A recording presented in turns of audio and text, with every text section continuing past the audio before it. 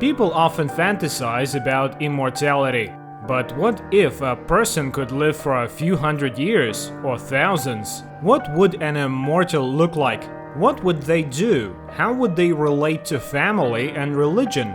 In 2007, director Richard Shankman attempted to explore these questions in the science fiction film The Man from Earth. And this fiction makes us contemplate the real. That's the case with John. There is a grave disorder. Is he serious? If he is. The film begins with scenes of a 35-year-old man loading his belongings into the open bed of a pickup truck. Two cars approach his house. People step out of them: Dan, Sandy, Harry, and Edith. They are colleagues and friends of the main character, Professor John Oldman. They are puzzled. Why is he planning to leave and without saying goodbye? Dan jokes that he must be in a hurry to take over a chair at Stanford, and Harry shows a basket of food, regretting that they don't have enough time. Otherwise, they would have arranged something grand. Edith notices a painting near the car. She is in awe. It looks very much like a Van Gogh, but she's never seen it before.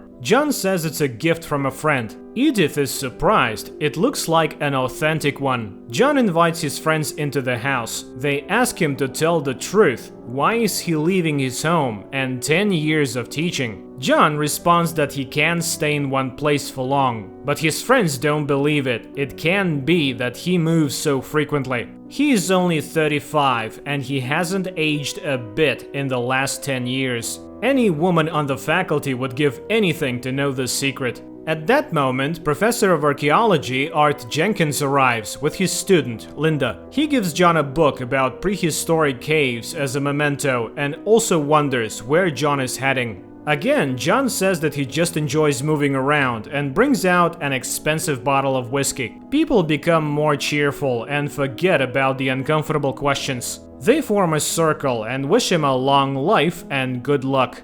On the shelf, Dan finds a strange bone artifact. It's a flint knife, a silicon tool for carving wood and bone. The Cro-Magnons used it in the Paleolithic era. While the group examines the artifact, John suddenly asks, what do they think an Upper Paleolithic human would look like if they could have lived to the present time? Dan replies that, as Art's book says, he could be just like any of them. And if he had lived for centuries, he would have changed with each passing century. Meaning that the Upper Paleolithic people had the same intelligence as modern humans, they just knew less. Linda is curious. According to the biologist, what would sustain his life? Biologist Harry says that it would require complete cell regeneration. It is believed that the human body is designed for a lifespan of around 190 years. Edith laments, as many would love to know the secret of eternal life. Harry responds that what is magic for one time is science for another. After all, Columbus and Copernicus were once considered mad. And then John reveals that he could have traveled with Columbus, but he isn't the adventurous type. Moreover, he was already convinced that Earth was round. However, back then he still believed that there was an edge somewhere that one could fall off. The friends give uncertain smiles, thinking it's a joke, right? But John denies it. Every 10 years or so, people start to notice that he doesn't age and he has to leave. The friends are puzzled. Is he saying he's a Cro-Magnon? John explains that at least for the last 4,000 years, since the time of Mesopotamia, he's been sure of it. In his first life, he lived to about 35 years old and became the leader of his tribe because they believed he was a sorcerer. He didn't even have to fight for it. But then fear arose and they banished him. People believed he was stealing their life force to remain young. He was pursued because he wouldn't die. That's how the habit of joining new tribes he encountered along the way emerged. At first, John thought something was wrong with him. Maybe he was evil and that's why he couldn't die. Then he thought he might be cursed, or on the contrary, blessed. Later, he believed there was some purpose to his existence, and now he thinks he simply came into being. His friends are intrigued. John's story is full of interest. Edith is curious again about the fate of the Van Gogh painting. And John tells them that Van Gogh gave him the painting when John was Jacques Bourne, a pig farmer. Van Gogh used to visit him, paint, and talk about how nature finds its reflection in art. Art asks, "Did you always leave?" John shrugs. Sometimes he created a new identity for the next 10 years. Sometimes he even posed as his own son. But a few times he got caught. He even spent a year in a Belgian prison in 1862 for forging state documents. His friends start to get annoyed. John seems to have an answer to everything except one. Why does he do it? And he answers. He just wanted them to say goodbye to him specifically.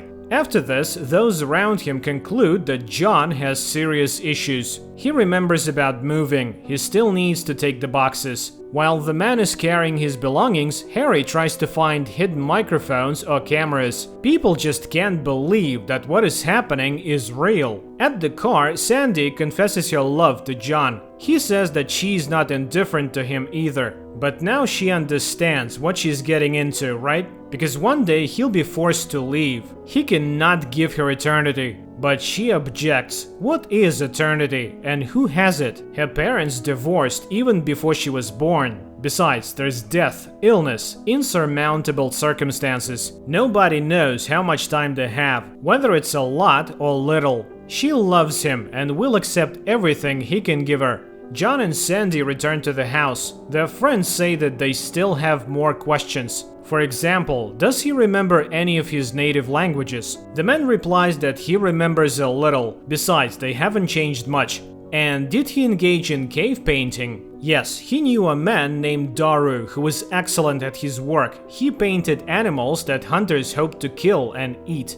Once, after an unsuccessful hunt, the leader knocked out all his teeth for failing with his magic. After that, someone had to chew his food for him. Eventually, he developed jawbone inflammation and they abandoned him. Then John headed east. It was at the beginning of the Bronze Age. He walked along trade routes and learned the languages of the places he visited. Everywhere there were myths about the creation of the world and new gods. He was a Sumerian for 2,000 years, then a Babylonian during Hammurabi's reign. For some time he sailed as a Phoenician. It seems he spent his whole life on the road and learned a few new tricks. He even staged his own death a couple of times. He made it to India and met Buddha, the most remarkable person he had ever encountered. Buddha taught John many things he had never pondered before. In the midst of the debate, Dr. Will Gruber arrives. The doctor says that there is absolutely no way for John to prove the truth of his story, and no way they could verify it. He is either their friend, or a caveman, or a liar, or a lunatic. The doctor is curious. In this extensive life being discussed, did he ever get sick? John answers affirmatively. Like everyone else, he had serious illnesses, perhaps pneumonia or other lung infections. He suffered from typhoid, yellow fever, and smallpox. He survived the bubonic plague, and it's even more horrifying than history tells. But he doesn't have any scars. Among the friends, a debate flares up, whether to believe John's stories or not. They contradict all their notions about nature. Dan is puzzled. A person with John's intellect would have studied a lot of things. John confesses he has 10 scientific degrees, including all those his friends have. He earned his biology doctorate at Oxford in 1840. But his achievements are just an excess of time, not brilliance. Suddenly, Dr. Will pulls out a gun. He asks John if he would survive if he is shot. But John never claimed he was immortal, just very old. The doctor is curious. What does John think about death? Is he afraid of it? John explains that ancient people thought about death, but they had a practical understanding. They stopped moving, fell, and never got up. Infections were incomprehensible. Aging was the biggest mystery. So at first, John thought that everyone around him was wrong. After all, they aged and died. And again, the friends ask, what is it like for a person when everyone they knew has died? The doctor asks John about his parents, but he says he only remembers glimpses. The doctor remarks that it's not surprising. He too remembers his father very vaguely. Will starts reasoning about what's fair and what's not. They will all die and he will keep on living. If that's true, it's not surprising that they might feel envy and even hatred. He accuses John. The others are outraged and try to stop the doctor, but he says that John is living an unjust life. Perhaps it's time for him to die. The doctor leaves, and then Harry informs everyone that Will's wife died yesterday, which is why he's so aggressive. John runs after his friend to apologize. Meanwhile, the others discuss John. The theory of illness comes up. John returns. The next question from his friends is whether there are others like him. The man admits that in the 17th century he met someone like him, and that person told him everything, confirming that he was just like John, but from a different time and place. They talked for 2 days and then parted ways. Edith asks if he believes in God. The friends become engaged as religious questions are close to everyone. Did he meet anyone from the Bible? Was he a part of religious history? Numerous theories are suggested. Edith is outraged, considering it blasphemy. John recounts that he once encountered Buddha and he liked what he heard. He had been contemplating the teachings for 500 years. Then he became Etruscan and infiltrated the Roman Empire. He didn't like how it turned into a massive killing machine. He went to the Middle East, thinking of passing on Buddha's teachings in a renewed form. He tried, but he was one dissident against Rome.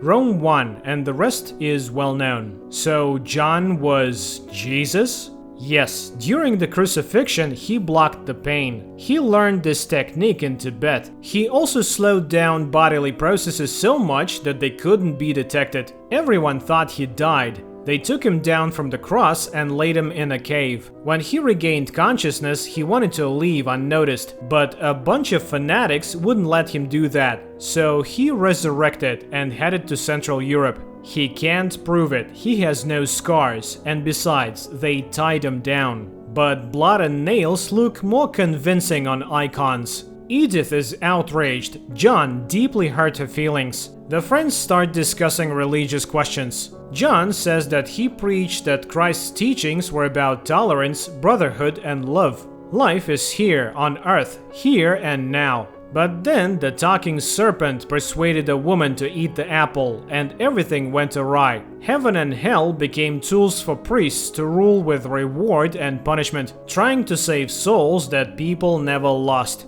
John observes rituals, ceremonies, processions, genuflections, the moans of singers and choirs, and he thinks this is not what he meant. At this time, Dr. Will returns. The debates about religion, Christianity, and piety continue. The friends racked their brains. Was it a fabrication, a mental disorder, drugs?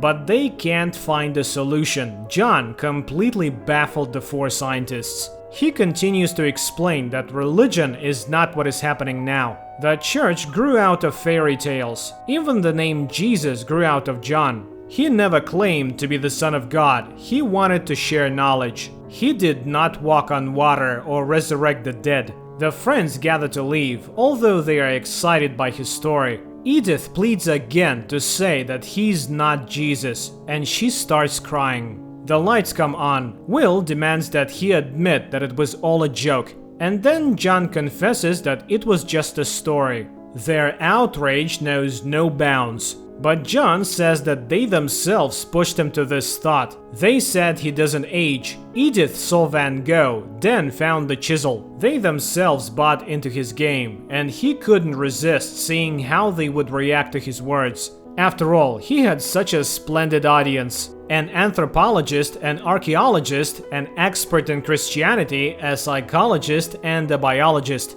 Linda, standing in the doorway, asks if the name Oldman is a play on words, old man. The infuriated people leave, except for Will. He stays in the room, and John sees his friends off. Sandy asks, what other telltale names did he come up with for himself? And John starts listing. John Political, John Hermit, and about 60 years ago, when he was teaching at Harvard, he was John Thomas Party. Will's voice is heard. Wait, 60 years ago? John Party? John turns to him and says that his mother's name was Nola. Will initially denies every word, but in tears he confirms Nola was his mom. But he can't believe it, and he asks for the name of their dog. John names it Woofy, and he asks if she got married again. Will says he feels cold, and John pities the old man. He was always cold. Will tries to touch his face. His father had a beard, and John confirms that he always checked if it was real. Will collapses. An ambulance and police car arrive at the house. They carry Will's body on a stretcher, covering it with a sheet over his head. Everyone leaves. Sandy asks if he has seen his adult child die before. John shakes his head. He gets into the car and drives away from the house. Sandy looks at him. The car stops at the bend. Smiling, she walks towards it. The Man from Earth is a very ambiguous movie. However, it makes you wonder. It raises very complex questions about morality, ethics, and religion. It is fascinating to follow the flight of human thought and to think, what if?